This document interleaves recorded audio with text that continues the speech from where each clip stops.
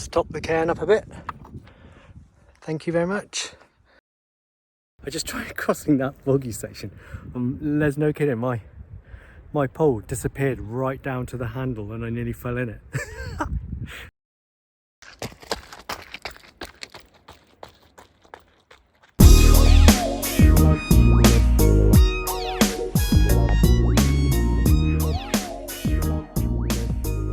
It's about 7:30 now on Saturday the 22nd.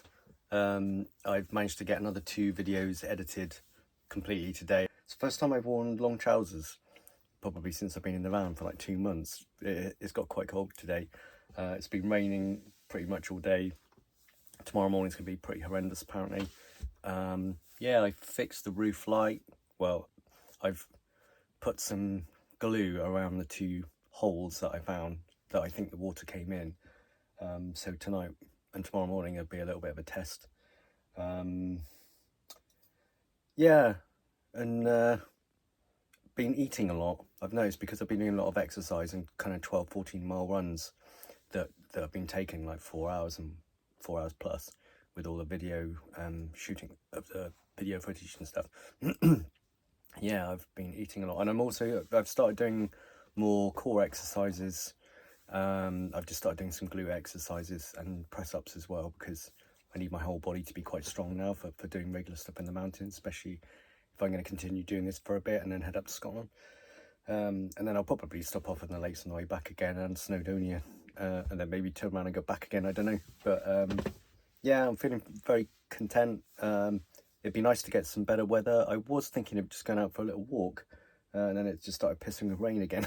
It's quite interesting actually. One of the things I noticed today was that, you know, people turn up here at this site and they obviously know about the weather, and a lot of people around here are really into walking, and they'll go walking, and they're obviously good at navigation, and they walk up quite high in loads of really expensive like waterproof kit, and it doesn't matter to them that it's pissing with rain and they can't see anything. And I think if you came here for a week or a weekend and to go walking, you know, you just go walking. If it rains, you just walk in the rain. And I have, you know, it's lucky for me that because I'm living in my van that I can do other things like, you know, edit videos, and if I'm working I could be doing work, but and then just pick and choose my moments. So tomorrow afternoon might be better. I wanted to rest my legs again today.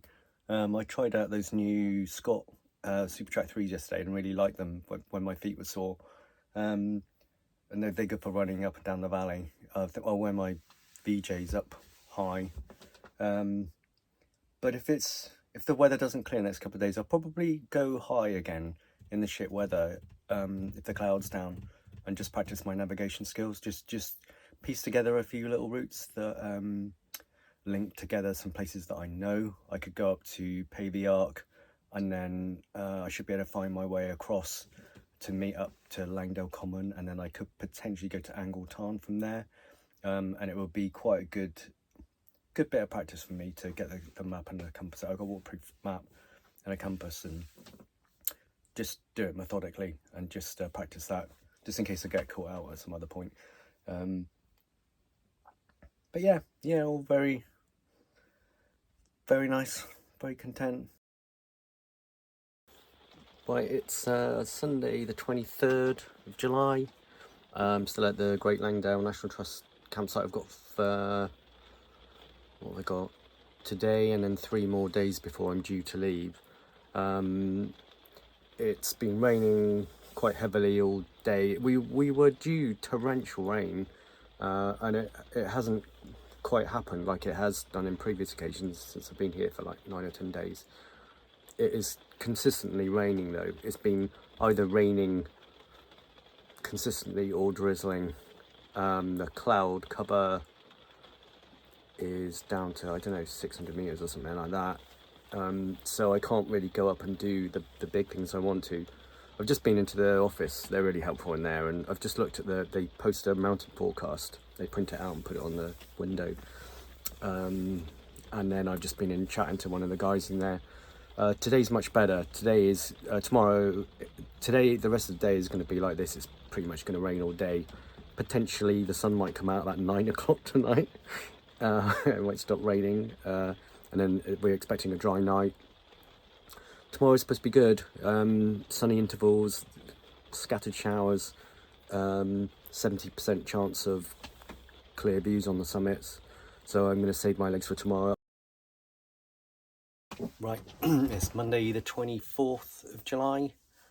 Still at the National Trust Langdale, Great Langdale campsite. I'm leaving on Thursday, so I've got 3 days left to do. There are two things essentially I want to do in this area. Yeah, one is Pavey Arc and Stickle Tarn area and up to the Langdale Pikes. And the other one is the southern half of the Langdale Fell Circuit, which is about 12 miles. I was thinking of splitting it into two, because each one in itself would be a good run, and would be possible to do in a, you know, in a couple of hours sort of thing, maybe 3 hours for the southern half. But I'm probably going to do the whole thing today. We've got good weather today, the sun's shining, the clouds are high. It's probably the safest day to try and go high. So this is the path behind the old Dungeon Gill, which is just over there, the famous pub. This stream here is actually the path that brings you up onto the bridleway that runs kind of like east-west along the valley. And we're heading in that direction, going to go all along the top of this lot and then all around the top of those and back down to the campsite.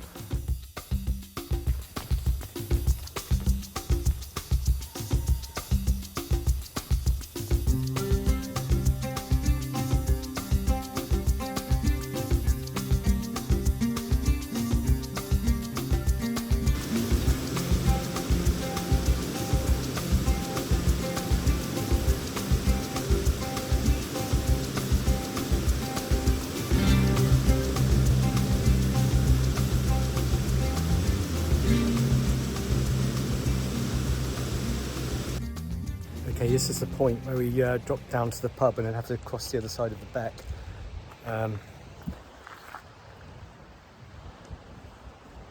So I think if you look up here, you can see a path on the other side of the river. So we're going up there. And that path behind me, that's the one that I took to do the Langscruff loop.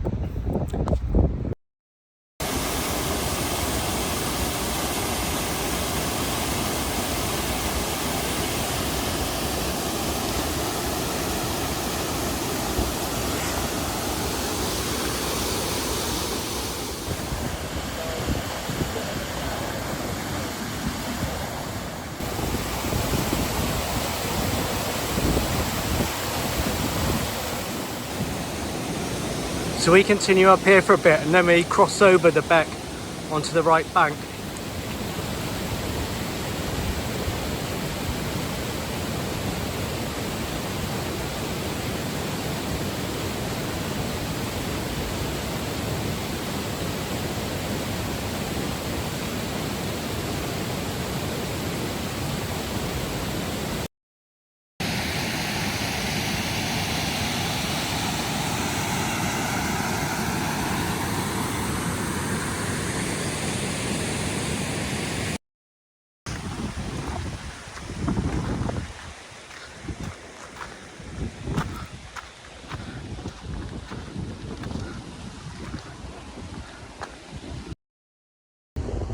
Wow, look at that.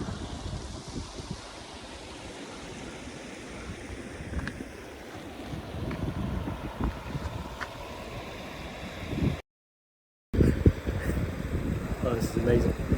Right, we're going round to the east and then up over the top of this, and then we'll be heading west down towards the Langdale Coombe. This is where we cross. I'm not going to film it because I'll probably drop my phone in the water. Wow, this is beautiful.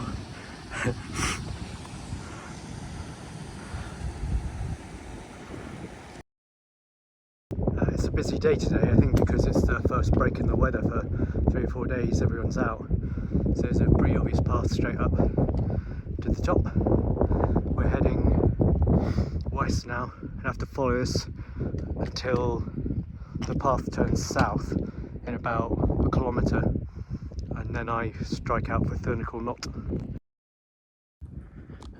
Yeah, there's a point here where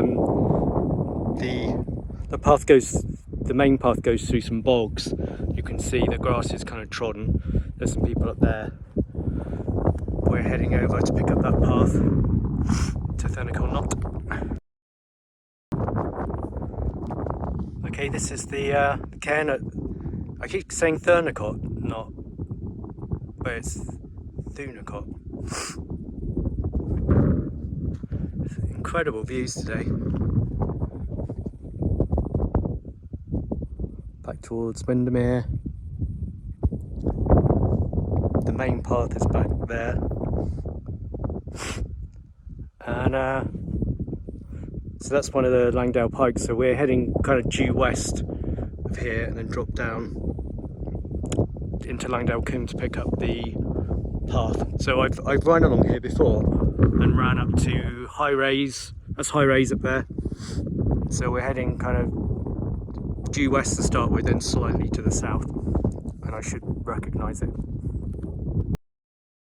I've just been bashing through all this like long grass, and I went down up to my knee at one point and I thought there must be a path here, and here I've just found it just by coming over to the side a little bit more. When you get your eye in, there's definitely a faint path. I can see it here, which is this runner's path that gets talked about in the book quite a lot. So we're basically following down that way, down into the Langdale Coombe, and then we got to go up in kind of that direction. Right, I've just reached the bottom of the boggy area just as it's about to flatten out. I'm headed in this direction and then down into the Coombe and then up there. It's funny, I'm starting to dive into these the fell running lines, and there is another path that comes in from the kind of southwest that joins the runner's line for a couple hundred metres. And it splits here, and you just run straight down through this bog here.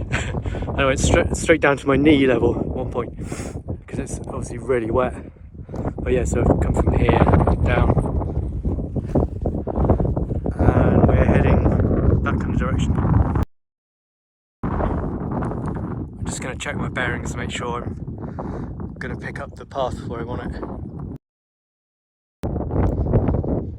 So down there, where the path crosses the river, there's a path that runs up the other side of the mountain there, and then that goes over to Langdale Tarn. Can't quite make it out at the moment, but I'm sure when I get to it it'll be quite obvious. But basically up on that ridge and head kind of southwest, and I'm back on the main big stone step path up to Escales. And one of the things I'm starting to find really satisfying is that because I did those initial exploratory runs, which were, you know, didn't feel scared, but slightly trepidatious about it because you're sort of setting off into a completely new environment. But as you do some of those big, well, 12, 14 mile runs, you know, that you start piecing together stuff. And now, because I'm going, you know, off the main, you know, public or recognised footpaths, I'm going across the fells, you know, I'm taking bearings and linking sort of, you know, open fell sections to footpaths. It's, you know, it starts getting quite exciting, and it gives you a lot more variation. And the other thing I've noticed is that there are lots of different variations on these fell routes, and it looks like I've come onto a kind of, I don't know, maybe a kind of super direct route. I think there's a way down through the rocks here, but there's also a way that goes down here, which is a bit easier, which I'm going to take. But you know, after a while, you notice that the small paths split into even like smaller, fainter paths, but they all head in, you know, the same kind of direction. Right, there's the main path, so that leads me down to the brook, into the Coombe, and then I think there's a faint path there which goes kind of 45 degrees up the side of the mountain. I think that's where I'm going up. So I'm down at the river in the Coombe. My path is going straight up there, and then I'll be going around these peaks here in the background, and this path leading that way goes back down into what I've been calling the Langdale Valley. It's actually the Mickleborough Valley. So yeah, up there looks quite steep.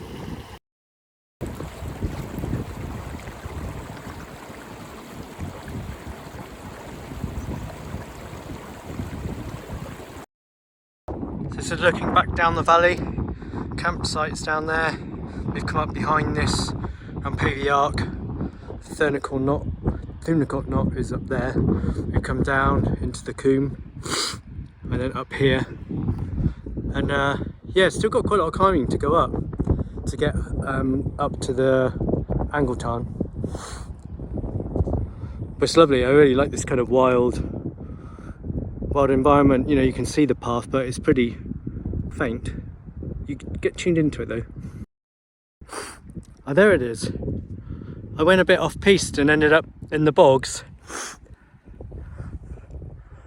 which slowed me right down. I just tried crossing that boggy section. There's no kidding, my pole disappeared right down to the handle and I nearly fell in it.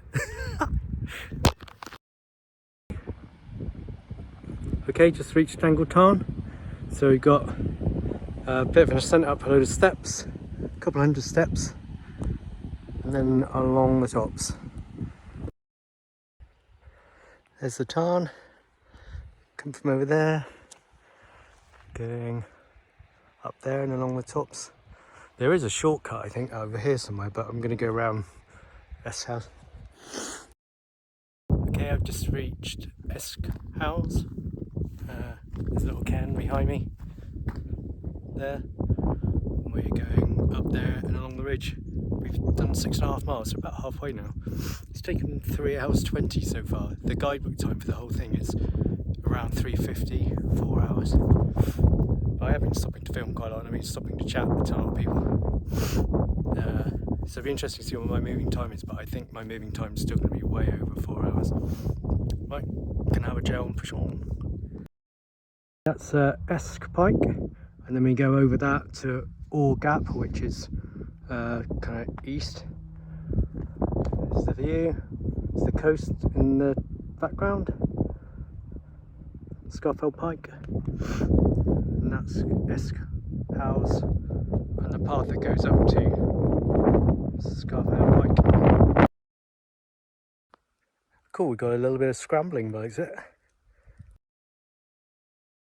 So now we're going to be working our way along that series of peaks. I think that's Bowfell there. Okay. Had a few little spots of rain, but I don't think it's going to come to anything. If you look carefully, there's a line of cairn that go up there, and then they pick up the main path that goes up to Bowfell, and then beyond that is Crinkle Crags, Pike of Blisco. So we're well on our way home now.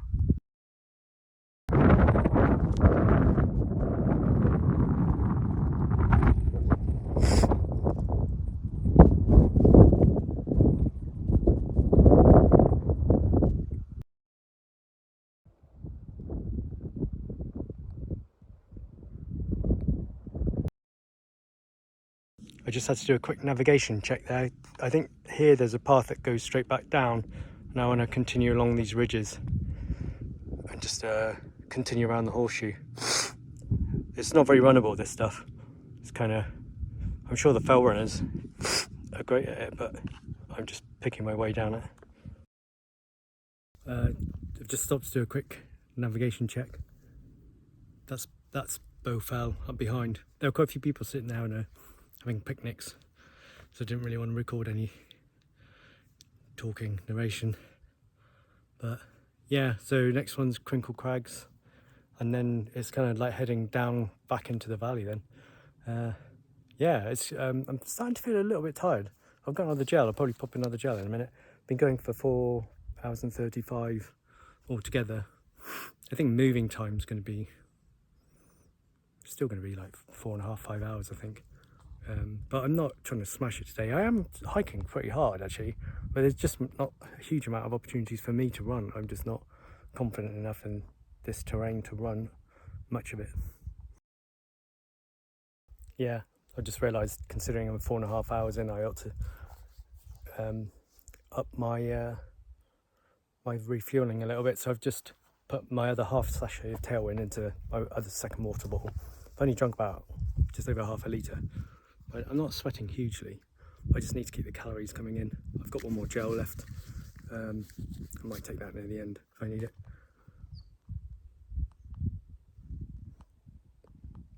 A bird just landed under a boulder next to me. Right, I'm gonna keep pushing on. So this is the top of Crinkle Crags campsite. This is the Mickleborough Valley. We can go up there and then basically follow that ridge down to that tarn, up over there, and then work our way down the ridge line. I'm just watching some people come down the other side. I'm not gonna take too many run by shots until I get a bit lower down, because there's potentially some rain coming in from the north. It looks all right at the moment, but it looks like I got a bit of scrambling to do. I just had to come down that. It's called the Bad Step, and it's a bit wet. It's a bit polished. It's about 15 feet high, and it was quite engaging. There were some other people here, just in case you think I'm being reckless. I suddenly remember the guidebook mentioned a runner's variation that goes just around the base of the top of this. We're still actually on Crinkle Crags. It just sort of stretches for a long way. Anyway, let's get off the top. Right, that ahead, that's the Pike of Blisco. I've just checked on the navigation again. The path splits in two here, so I need to take this left turn, go down here, and then we drop down, go past the small tarn, and then drop down, and then go just this side of that lower tarn, and then straight up. By the looks of it, I can see a vague path straight up to the top of that, and then down, and then I'm going to be running down along the ridge back to the campsite. But it's still going to be another hour or so. Some of this is really not that runnable, but I'm really looking forward to this bit here because it looks really runnable. But a lot of it is like this. This is what I've got to descend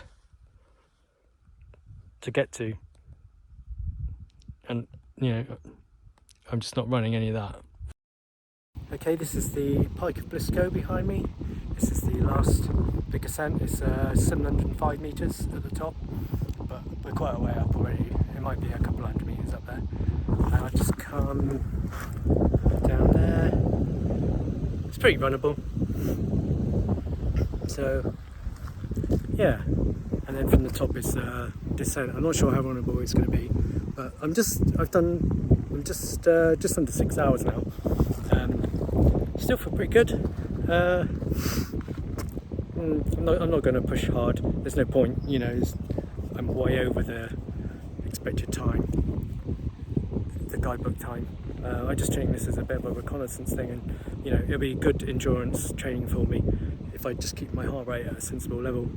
So yeah, let's keep going. So we've just come from there. That's the Crinkle Crags.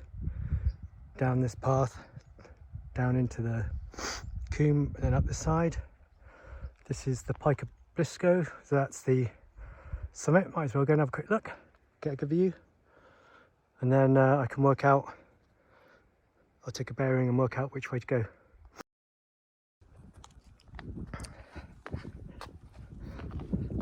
Let's top the cairn up a bit. Thank you very much. So yeah, we came down there. We're headed down there. That's that point down there where the road comes in. That's where we pick up the trail down to the campsite. So we just got to get down there. You can see a path down there. I think it probably goes off in that direction. I'll go over there and take a bearing, but it should become fairly obvious. So yeah, so we basically started down in the campsite, went up, you can just about see the Stickle Tarn, up onto the top, Vertical Knot, down behind these pikes, down to the coombe there, then up that ridge line, up to Angle Tarn, then up to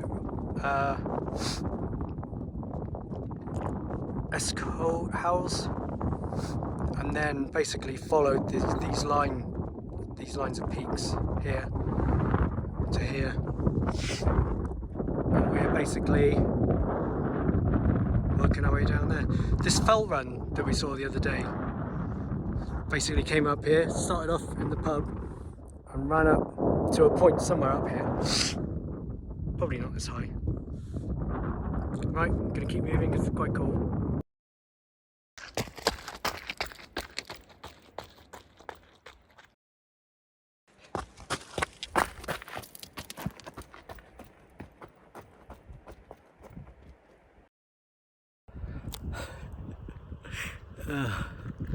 Holy crap, I missed. There's supposed to be a little left-hand turn on that contoured along the hill to this top point, but I missed it, so I had to hike up about a quarter of a mile of 1 in 4 road hill. But nearly there. It's just this last gravel descent down into the campsite. So we've basically just done all of this skyline back down to here. Just coming up 13 miles. It's going to be about 13 and a half back to the van. Quite slow, 6:53 so far. I imagine about an hour of that will be stoppage. So a good kind of 2 hours over the suggested guidebook time, which suggests I'm not a fell runner at all. I'm more of an ultra plodder. But yeah, that feels really hard. I think a lot of the terrain I just found really difficult to run on without kind of twisting my ankle. But I guess, you know, if you live here, if you grow up here, you get used to it. But right, I need to get down to the van, have a recovery drink, rehydrate, eat a lot of food. I think I'm going to be eating probably for the next 24 hours.